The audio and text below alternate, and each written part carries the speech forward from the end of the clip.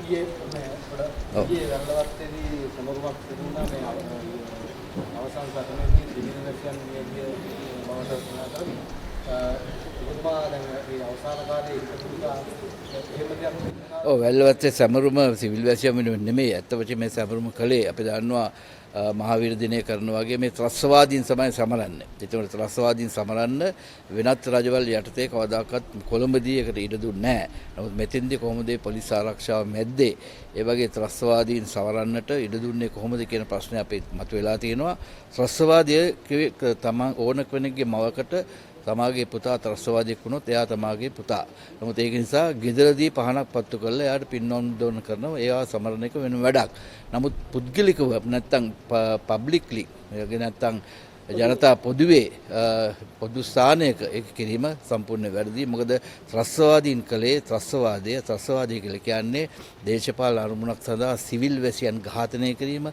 අපි දැක්ක මොනතරම් බුරුතු පිටින් මොනතරම් අමානුෂික ලෙස මොනතරම් දරුවෝ සිල්ගත් අපේ උපාසිකාවන් සාමාන්‍ය හිමියන්ලා එතකොට ගර්භණී මාතාවන් මොනතරම් ම්ලේච්ඡ විදියටද ඝාතනය කළ කියලා අපි දන්නවා. ඉතින් ඒ වගේ ත්‍රස්තවාදීන් සමරන්න ඉඩ දෙනවා නම් අපි ඊටාම නිවට ජාතියක් බවට පත් වෙනවා. සිංහල ජාතිකයන් නිවට ජාතියක් නෙමෙයි. හැබැයි ඔවුන්ගේ ඉවසීම සීමාවක් ඒ සීමාව දැනගන්න කියන එකත් මේ අවස්ථාවේදී මගේ පුද්ගලිකව මා කියන ප්‍රකාශයක් හැටියට බාර ගන්න.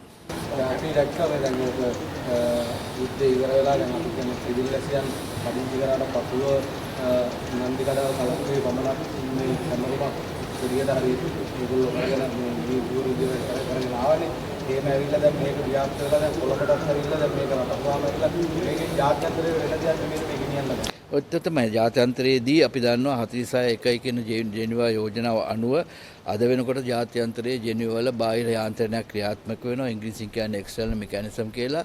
ඒ තුලින් ඇත්ත වශයෙන්ම යුද්ධයට නායකත්වය දුන්න දේශපාලකයන් සහ යුද විරුවන් දේශපාලන සහ යුද නායකත්වය ඇත්ත වශයෙන්ම ජාත්‍යන්තර යුදාධිකරණයට ගෙනියන්නට දැන්ටමත් සකස් වෙලා ඉවරයි. දැන්ටමත් සාක්ෂි එකතු කරනවා. ඉතින් ඒ වලට කරන ඒවලට කරන උඩගිඩි දීමක් හැටියට තමයි මේ වගේ දේවල් දකින්න. මේක රජයේ මැදිහත් වෙලා ඊටාම දැඩිව ක්‍රියාත්මක කරලා නවත්තන්න ඕන. නමුත් අපි දැක්ක පොලිස් ආරක්ෂාත් මේක දීලා තියෙනවා. ඒක ඊටාම අවාසනාවන්ත තත්ත්වයක්. ඉදිරියේදී සම්බන්ධයෙන් අපි රාජ්‍ය සමග කටයුතු කරන්න බලාපොරොත්තු වෙනවා.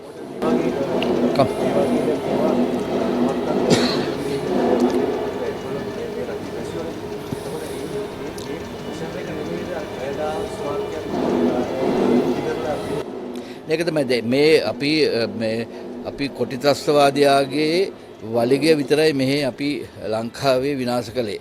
උගේ ඔළුව තියෙන තාම බටහිර රටවල් අතීත මයිල් ගස් තියෙනවා හැම බටහිර රටවල්ම. ඉතින් ඒක නිසා ඒ ඊළම් සිහින ඒගොල්ලෝ නැති කරලා නැහැ.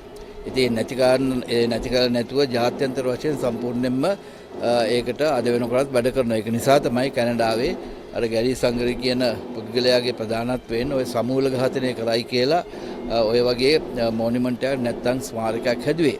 නමුත් ඇත්ත වශයෙන්ම අපි දන්නවා අපි තමයි ලෝකයේ එකම හමුදාව 2,95,000 අසරණ සිවිල් වැසියන් බේරගෙන මේ යුද්ධයේ ජයග්‍රහණය කරපු එකම හමුදාව තමයි ඒක ලෝක වාර්තාවක්. ඉතින් එහෙමනම් සමූල ඝාතනය කළා නම් ඇත්ත වශයෙන්ම 2,95,000 අපි කොහොමද බේරගන්නේ? ඒක ඊටාම ඕන කෙනෙක් දකින දෙයක් ඒක. ඉතින් එහෙමනම් ඒක කැනඩාවටම සීමා කරන්න. නමුත් අපේ රටේ කරන්නේ අපි ඒකට කෙසේවත් ඉඩ දෙන්නේ නැහැ.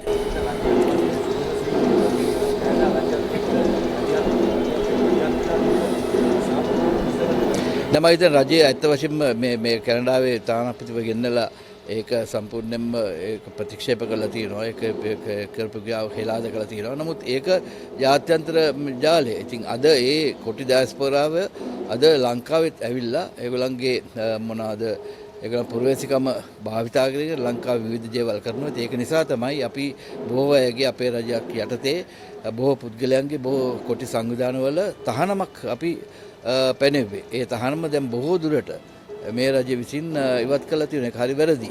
මොකද මේ රටේ ව්‍යවස්ථාවට අනුව රට බෙදන්න බෑ.